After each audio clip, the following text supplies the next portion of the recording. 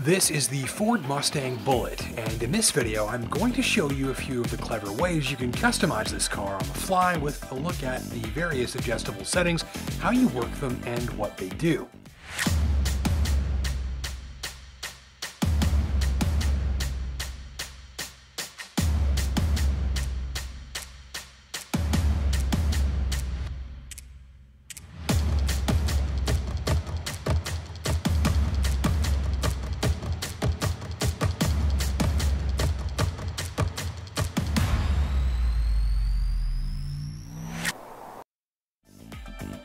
Just a few button presses are all you need to transform the driving experience in a pretty big way, and it's a flexible performer.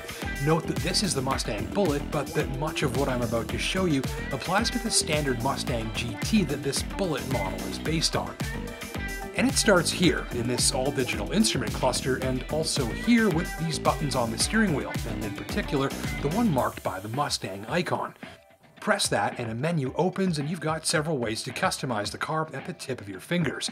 The exhaust mode is the big one. Here you pick one of 4 volume settings: quiet, which is pretty quiet, normal, which is loud, sport, which is even louder and more full, and track, which is maximum volume and requires you to accept a disclaimer that you won't use this mode on public roads, which of course means that you will.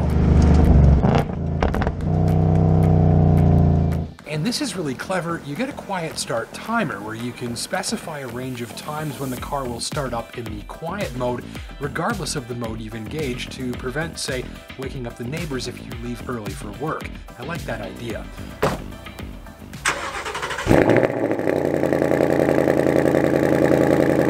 Of course, the neighbors will know when you're back home, and if you want to hear more of what this car sounds like, check out the links below.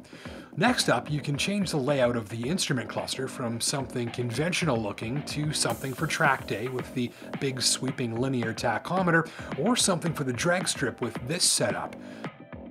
You can dial in your favorite cluster appearance permanently or assign them to switch with the currently engaged drive mode, which we'll get into in a moment. There's even launch control, a performance data recorder and timer, and it's even got line lock accessible right from the steering wheel for burnouts, because of course it does. There's a shift light indicator too, if you like. And finally, you can change the color of the gauges to your exact tastes and choose which of the supplemental gauges are displayed in the center, including things like air intake temperature and even the temperature of the rear axle fluid if you're so inclined.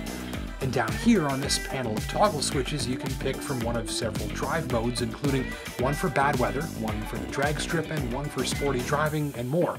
Each of these modes recalibrates Mustang's various subsystems, including the adaptable suspension, the exhaust volume, the steering feel, traction control tolerances, and throttle response.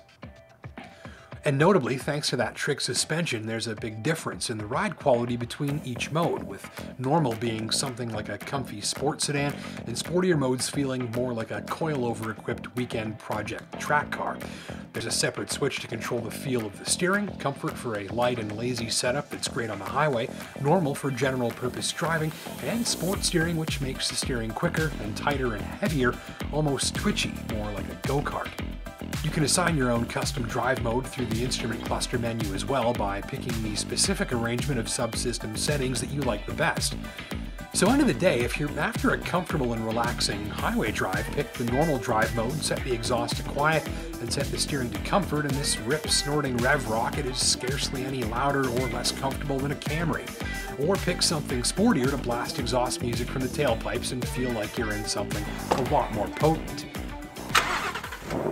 The difference between each of the settings is big and noticeable, so that makes them fun to experiment with, and they engage instantly, so you're never more than a second or two away from transforming this machine from a comfy cruiser to a weekend track car or whatever else you feel like driving. Well, that's all I've got for this time. Thanks for watching. I'm Justin Pritchard. I like making videos on cars and driving, and if you like watching them, click on like and subscribe down below so you never miss a new upload, and we'll see you next time.